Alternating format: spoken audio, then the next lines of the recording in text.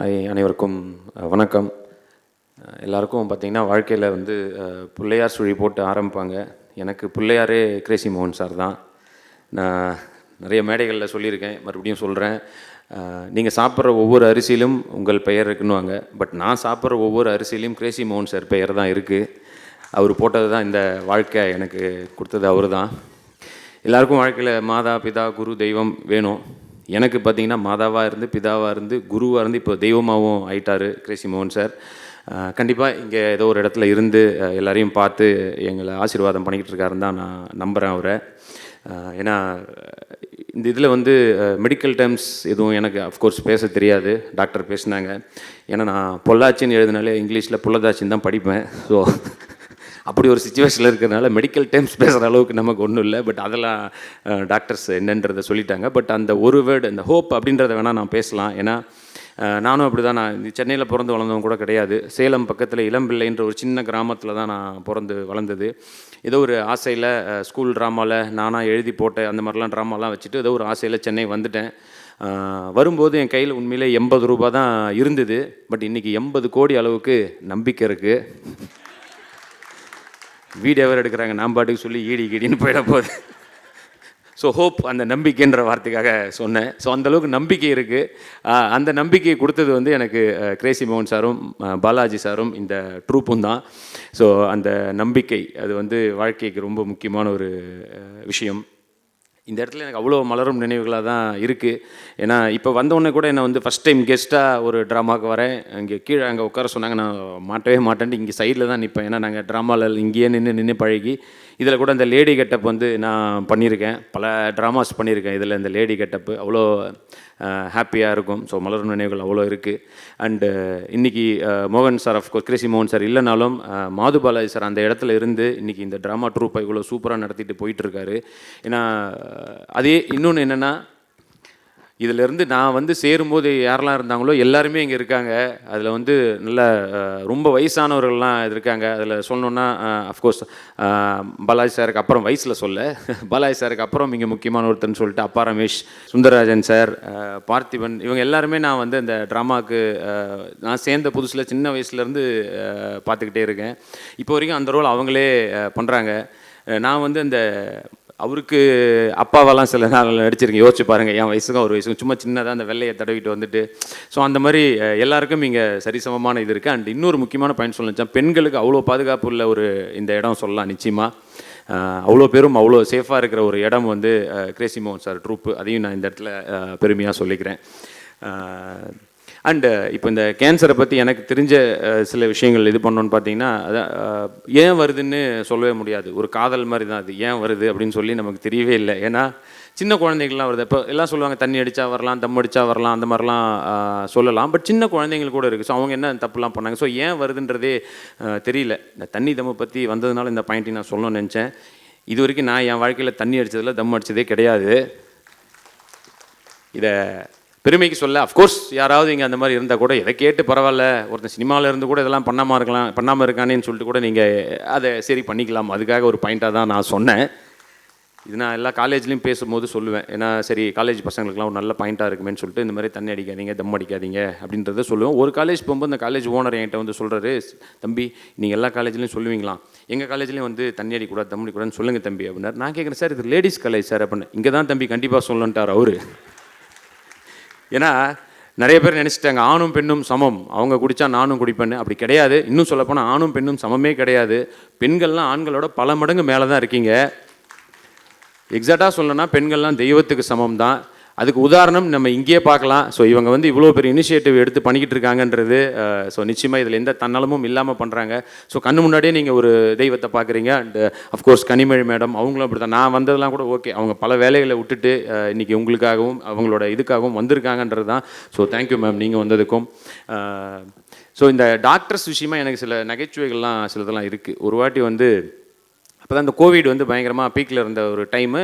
எல்லாருக்கும் அடுத்த கட்டம் என்னன்னே தெரியாது. அந்த மாதிரி ஒரு டைமில் இருக்கும்போது எனக்கு அமேசான்லேருந்து ஒரு ஷோவுக்காக கூப்பிட்றாங்க. ஸோ அதுக்காக வந்து எல்லாருமே ஒரு வாட்டி இந்த கோவிட் டெஸ்ட் பண்ணிட்டு தான் போனோம் அப்படின்றாங்க. சரி ஓகே அப்படின்னு சொல்லிட்டு ஃபஸ்ட் டைம் வீட்டுக்கு டெஸ்ட் பண்ண வராரு. அவர் வர்றவரை பார்த்தாலே நமக்கு பயமாக இருக்குது. ஏன்னா அவர் அந்த ஃபுல்லாக அந்த இந்த கிட்லாம் போட்டுக்கிட்டு ஒரு யமனே வந்த மாதிரி தான் இருக்குது. ஐயோயோ அப்படின்னு இருக்கேன் இந்த டெஸ்ட் பண்ண வந்தவர். வந்துட்டு என்ன பண்ணுறாரு, அது வந்து ஃபஸ்ட்டு எடுத்தோன்னே இந்த மூக்கில் அந்த இதை விட்டு எடுப்பாங்க இல்லையா. ஸோ நானே பயத்தில் இருக்கேன், மூக்கில் விட்டார். கிட்டத்தட்ட அதுவே எனக்கு தொண்டை வரைக்கும் போயிடுச்சு.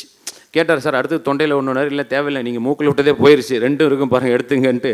ஸோ அந்தளவுக்கு எல்லாம் எடுத்து முடிச்சாச்சு. முடித்தோடனே நான் பயத்தில் அவர்கிட்ட கேட்குறேன், பிரதர் கொஞ்சம் பார்த்து நல்ல ரிசல்ட்டாக சொல்லுங்கள் அப்படின்றேன். உடனே எங்கள் அம்மா, கவலைப்படாதரா, உன் நல்ல மனசுக்கு எல்லாம் பாசிட்டிவாக தான் வரும் அப்படின்ட்டாங்க. ஏம்மா இங்கே பாசிட்டிவாக வரக்கூடாதுமா, பாசிட்டிவ் தான்மா, நெகட்டிவ்ன்ட்டு. எங்கள் அம்மா எப்படின்னா அவங்களே ஒரு பெரிய இதுதான், அவங்களுக்கு தெரியாமே நிறைய நகைச்சுவல் பண்ணுவாங்க. அதில் ஒன்று அப்படி தான், அந்த கோவிட் டைமில் எங்கேயோ அதை முடிச்சு கொஞ்சம் இந்த ஸ்டேஜில் கூப்பிட்டு போகிறேன். மாஸ்க் எல்லோரும் பார்த்துருப்பீங்களா, எல்லாம் இங்கே போடுவாங்க. எங்கள் அம்மா என்னென்னா இறக்கி நிறைய பேர் இங்கே போட்டு போவாங்க கழுத்தில். நான் கேட்குறேன், ஏம்மா இப்படி பண்ணுறேன், எதுக்குமா கழுத்தில் போட்டிருக்க அப்படின்றேன். உனக்கு தெரியாதா, கோவிட் ஸ்ட்ரைட்டாக தொண்டை தான் கவுதான், அதுக்கு தான் தொண்டையிலே போட்டேன்னாங்க. எங்கள் அப்பா டாக்டர்ஸே கன்ஃபியூஸ் ஆகிற அளவுக்கு. ஒரு வாட்டி ஏதோ கால் வலிக்குதுன்னெலாம் சொல்கிறாங்கன்னு சொல்லிட்டு ஒரு ஸ்கேன்லாம் எடுத்து பார்த்தோம். அது ஒரு 10,000 ரூபா செலவாச்சு. வந்து சொல்கிறேன், ஸ்கேன் ரிப்போர்ட் வருது, வந்து காமிக்கிறேன். அம்மா ரிப்போர்ட் வந்துச்சுமா, எதுவும் இல்லைம்மா அப்படின்றேன். அதுக்கு ஏடா 10,000 ரூபா கொடுத்து டெஸ்ட் எடுத்தோம், ஒன்றுமே இல்லையா, ஏதாவது இருந்திருக்கலாம், நீ செலவு பண்ண 10,000க்கு இன்னும் 1,00,000 ரூபா எக்ஸ்ட்ரா கேட்ப போலன்ட்டு. ஸோ இந்த மாதிரி நிறைய நகைச்சுவைகள் அவங்கக்கிட்டே இருக்கும் இந்த டாக்டர்ஸ் விஷயமா. அதுக்காக சொல்ல வந்தேன். ஸோ டாக்டர்ஸை வந்து ஒருத்தரும் எவ்வளோ கஷ்டப்பட்டு பண்ணாங்கன்றதுக்கு அது முக்கியமான ஒரு இடம் வந்து அந்த கோவிட் டைம் தான். ஏன்னா அவங்க உயிரை பணைய வச்சு உண்மையிலே ஒரு மிலிட்ரிக்கு அப்புறம் ஆர்மி ஆஃபீஸர்ஸ்க்கு அப்புறம் ஒரு கோவிட் டைமில் உயிரை பணைய வச்சு ஒர்க் பண்ணவங்க வந்து டாக்டர்ஸ் தான். ஸோ இந்த இடத்துல டாக்டர்ஸ் எல்லாருக்குமே நான் வந்து நன்றியை சொல்லிக்கிறேன். நிச்சயமாக உங்கள் உயிரை பணைய வச்சு எங்கள் எல்லார் உயிரையும் காப்பாற்றிருக்கீங்க. ஸோ அதுக்கு வந்து மிகப்பெரிய நன்றி. அந்த கோவிட் டைமில் எல்லாம் எப்படி கிராஸ் பண்ணி வந்தோன்றதுக்காக எனக்கு இப்போ தான் கடந்து போனதுனால இந்த ஞாபகங்கள்லாம் அப்படியே இருக்குது.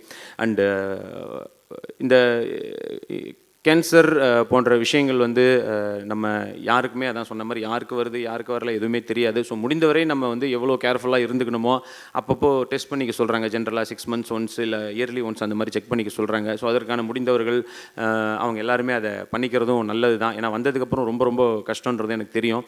எனக்கு தெரியாது, ஒரு வாட்டி நான் வந்து ஒரு 5-6 இயர்ஸ்க்கு முன்னாடி ஒருத்தர் கேட்குறாரு அப்பல்லோலேருந்து, இந்த மாதிரி ரோஸ் டேன்னு ஒரு டே, நீங்கள் வந்து எல்லாருக்கும் ரோஸ் கொடுக்கணுன்னாங்க. நான் நினச்சேன் ரோஸ் கொடுக்கணுன்னா நல்லா ஜாலியாக இருக்கும் போல, ரோஸ் டே அப்படின்னு நினச்சிட்டு தான் போனேன். பட் போன உடனே தான் தெரிஞ்சது, அந்த சில்ட்ரன்ஸ் ஹாஸ்பிட்டல் அங்கே வந்து கேன்சருக்குன்னு தனி ஒரு இது இருக்குது. ஸோ அங்கே வந்து கேன்சர் வந்த குழந்தைகள் தான் ஃபுல்லாகவே இருந்தாங்க. அவங்களுக்கு வந்து ரோஸ் கொடுத்துட்டு கொஞ்சம் நேரம் பேசணுன்னதுன்னு நீங்கள் அங்கே போன உடனே தான் ரொம்ப ஒரு இதுவாக இருந்தது. பட் அவங்க எல்லாருமே அவ்வளோ நம்பிக்கையோட அதை வந்து இது இப்போ கொஞ்சம் வயதானவர்கள், கொஞ்சம் ஒரு 20-25 வயசுக்கு மேலே கூட நமக்கு தெரியும், அட்லீஸ்ட் ஃபாலோ பண்ணலாம், இந்த மருந்தை சாப்பிட்லாம், இதை பண்ணணும் அப்படி இப்படின்ட்டு. பட் அவங்களுக்கு எதுவுமே தெரியாது. விளையாடுற வயசில் அவங்களோட உடம்புக்காக அங்கே இருக்காங்க. அவங்களோட இது அவங்க அப்பா அம்மா வேலைக்கெல்லாம் போகிறத விட்டுட்டு இங்கேயே கூடவே இருந்து பார்த்துக்கிறாங்க. ஸோ எல்லாருக்கும் என்னென்னா அந்த ஹோப், நம்பிக்கை, கண்டிப்பாக நம்ம வந்து வாழ்க்கையில் வந்து இதை தாண்டி வந்து நம்ம வாழுவோம் அப்படின்றதுக்கு மட்டும்தான். ஸோ குறுகிய வாழ்க்கை தான், அந்த வாழ்க்கையை நல்லபடியாக வாழ்ந்துடலாம் அப்படின்றதுக்கு தான் இதை நான் சொல்ல வரேன். நம்பிக்கையோடும் நல்லபடியாக வாழ்ந்துருவோம். அதுக்கு இன்னொரு உதாரணம் சொல்ல மறுபடியும் கிரேசி மோகன் சார் தான். ஏன்னா அவர் ஒருத்தர் கூட யாருக்கிட்டையும் வந்து நெகட்டிவாக பேசினதே கிடையாது. எல்லாத்த பற்றியும் பாசிட்டிவாக தான் பேசுவார். நல்ல வார்த்தைகள் மட்டும்தான் அவர் வாயிலிருந்தே வரும். என்னெல்லாம் சேர்ந்த புதுசில் சாதாரணமாக சொன்னார், நீலாம் ஹீரோவாக வருவிடா அப்படின்னாரு. எனக்குலாம் வந்து சுத்தமாக என்ன, நான் சினிமாவில் நடிப்பேனான்னு கூட எனக்கு தெரியாது. ஆசை இருந்தது, பட் அந்த இது தெரியாது. பட் அவர் சொன்ன வார்த்தை, அந்த பெரியவர்கள் வார்த்தை பள்ளிக்குண்டு. ஸோ அவ்வளோ ஒரு எப்போவுமே நல்ல வார்த்தைகள் மட்டும்தான் அவர்கிட்ட இருந்து வரும். ஸோ நம்ம இருக்கிற காலத்தில் நல்லபடியாக எல்லாருக்கும் நல்லதை பண்ணிவிட்டு நல்லபடியாகவே இருந்துருவோம். அதுக்கு இவங்கள மாதிரி ஆட்கள் தான் நமக்கு ஹெல்ப் பண்ணுறாங்க. ஸோ முடிந்தவரை நம்மளும் வந்து ஹெல்ப் பண்ணுவோம். இவங்க ஃபஸ்ட்டு ஃபோன் பண்ணும்போது எனக்கு ஃபஸ்ட்டு மோகன் சார் ட்ராமான்னு தெரியாது. இவங்க சொல்லும்போது சொன்னாங்க, இந்த மாதிரி ட்ராமா போகிறோம், இந்த மாதிரி ஒரு இது நடக்குது, நீங்கள் வரணும் அப்படின்னாங்க. நான் நினச்சேன் சரி ஜென்ரலாக பெரிய இடத்துல கெஸ்ட்டாக கூப்பிடும்போது ஒன்று இது பண்ணுவாங்கன்னு சொல்லி கேட்டேன். நீங்கள் எதுக்காக பண்ணி வந்தால் எனக்கு என்ன அப்படின்னா, இல்லை இது ஒரு காசுக்காக தான் பண்ணுறோம் அப்படின்னா. நான் நினச்சேன் காசுக்காக நினச்சிட்டேன். அப்புறம் தான் இங்கிலீஷில் போய் படித்து பார்த்தேன், CAUCSCனா வேறு காசுன்ட்டு. பட்டு மோகன் சார் ட்ராமானா அவ்வளோதான், நான் எங்கே இருந்தாலும் விட்டுட்டு ஓடி வந்திருப்பேன். அண்டு இந்த மாதிரி ஒரு நல்ல விஷயத்துக்கு சார் சொன்ன மாதிரி வருஷம் போடுறேன்னாங்க. எந்த வருஷமாக இருந்தாலும் என்னையும் கூப்பிடுங்க, நானும் வரேன். எனக்கும் வந்து அந்த ஒரு புண்ணியத்தில் நானும் கொஞ்சம் ஷேர் பண்ணிக்கிறேன்ற மாதிரி தான். ஸோ இன்னொரு முக்கியமான பாயிண்ட்டும், சண்டே அன்னைக்கு உண்மையிலேயே காலையில் என்ன, நான் நிறையா வாட்டி ட்ராமாலாம் வந்திருக்கோம். 10:30க்கு வந்து எங்களுக்கே பயமாக இருக்கும், ஐயோ ஆடியன்ஸ் வரலன்னா என்ன பண்ணுறது அப்படின்ட்டு. ஏன்னா நடிக்கிறவங்களுக்கு அந்த கிளாப்ஸ் தான் ஒரு இதுவாகவே இருக்கும். ஸோ அப்படி இருக்கும்போது இந்த நேரத்துக்கு இவ்வளோ பேர் வந்து எல்லோரும் வந்து சண்டே அன்னைக்கு இவ்வளோ பேர் இருக்கீங்கன்றதே எனக்கு ரொம்ப சந்தோஷமாக இருக்குது. ஸோ நீங்கள் எல்லாம் வந்ததுக்கு காரணம் நீங்களும் வந்து ஒரு ஹெல்ப் பண்ணுன்ற நல்ல எண்ணத்தில் தான் வந்துருக்கீங்க. நிச்சயமாக உங்களை வந்து கடவுள் உங்களை நல்லபடியாக பார்த்துப்பார். நீங்கள் சுற்றி இருக்கவங்களை நல்லபடியாக பார்த்துக்கிட்டா கடவுள் உங்களை நல்லபடியாக பார்த்துப்பார். ஸோ நிச்சயமாக நீங்கள் நம்ம எல்லாரும் நல்லா இருப்போம். அதற்கு நம்ம இந்த மாதிரி சின்ன சின்ன ஹெல்ப்லாம் பண்ணுவோன்றது தான். ஸோ எனக்கு ரொம்ப நான் இங்கே வந்ததில் எனக்கு தான் ரொம்ப ரொம்ப சந்தோஷம். ஏன்னா நான் வாழ்க்கையை ஆரம்பித்த ஒரு இடத்துக்கே வந்து இன்றைக்கி கெஸ்ட்டாக நின்று பேசுகிறன்றது எனக்கு ஒரு மிகப்பெரிய விஷயந்தான். ஸோ நம்பிக்கைக்கு இதையே நீங்கள் ஒரு பாயிண்ட்டாக எடுத்துக்கலாம். ஊர்லேருந்து கிளம்பி வந்தப்போ நான் சொன்னேன். ஸோ அப்படி இருக்கிற ஒருத்தன் இன்றைக்கி வந்து இதெல்லாம் ஒரு பெரிய வெற்றி இல்லை, சின்ன வெற்றி தான். பட் இதுவே எனக்கு ஒரு மிகப்பெரிய விஷயந்தான். ஸோ இதையும் நீங்கள் வாழ்க்கையில் ஒரு நல்ல பாயிண்ட்டாக எடுத்துக்கலாம். ஸோ நிறையா ஹெல்ப் பண்ணுவோம். நம்ம எல்லோரும் நல்லபடியாக இருப்போம். Thank you so much. Love you all. Jai Hind.